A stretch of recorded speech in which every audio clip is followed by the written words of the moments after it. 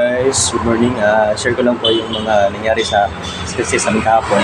Yung pagkapasok po namin po, ang inuna po namin ay yung physical strength. Yan yung hand grip, back strength.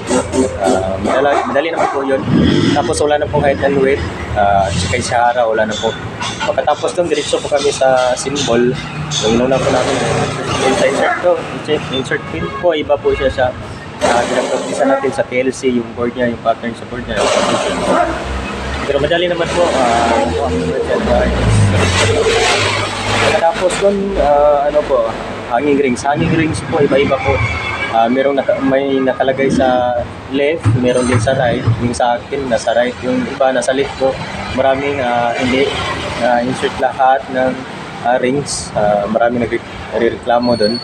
Sa akin, okay naman po, nasa right naman siya. Kaya nagawa ko naman. Pagkatapos doon, bulsa nuts. Sa bulsa nuts po, 4 lang. Madali naman po siya, pero depende po sa proctor. May mga proctor po kasi na hindi higpitan yung bolts and nuts gamit yung kamay. Depende po talaga sa proctor. Pero yung sa akin po, pwede naman higpitan sa kamay. Yun, nagawa ko naman siya. Ganun pa rin yung oras, minutes sa system. Dapat focus na kayo doon. Okay naman po. Dito sa interview ko, una yung introduction. Sa akin wala na pong kaman. Tapos pagkatapos noon, habang nakatayo pa ko, tinanong ko ako ng 2, 3 yata yun, yung edad ko, tsaka anong araw ngayon, tsaka anong araw bukas. Tapos yun, tinanong ko ako, tinanong ako ng 3 yata yun, yung kapag busy ang mga work mo, ano gagawin mo, o kapag busy ang faktura, ano gagawin mo. Tapos yung isa, nakalimutan mo na ka.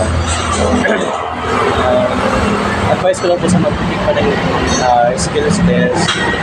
Dapat maaga kayo doon, dapat dala yung passport mo. Magdala din kayo ng panyo at saka tubig kasi sobrang init sa binyo o sa loob ng binyo. Grabe po yung init. Tapos huwag kayong mag-alala sa physical strength po kasi yan yung sobrang dali po. Doon po sa tools, ang technique nyo lang doon po, dapat concentrate kayo, focus kayo lang lalo na po sa bolts and nuts kasi marami nakahulog po sa bolts and nuts. Kahit sa insert pin, meron din nakahulog po. Yung katabi ko nga, na-insert niya lahat. Pero madali niya natapos, na-insert niya lahat. Pero baliktad na lahat. Yung sa hanging rings, maraming hindi nila naubos lahat yung pag-insert dun kasi yung iba nasa left na talagay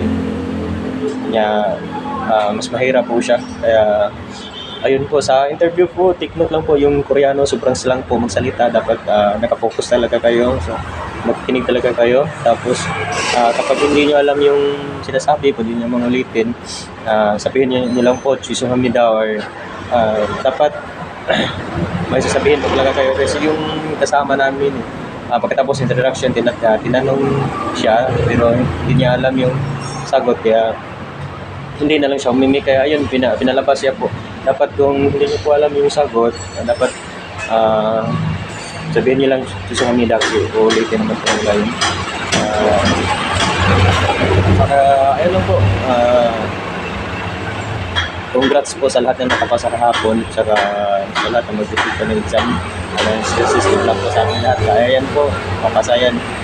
Black.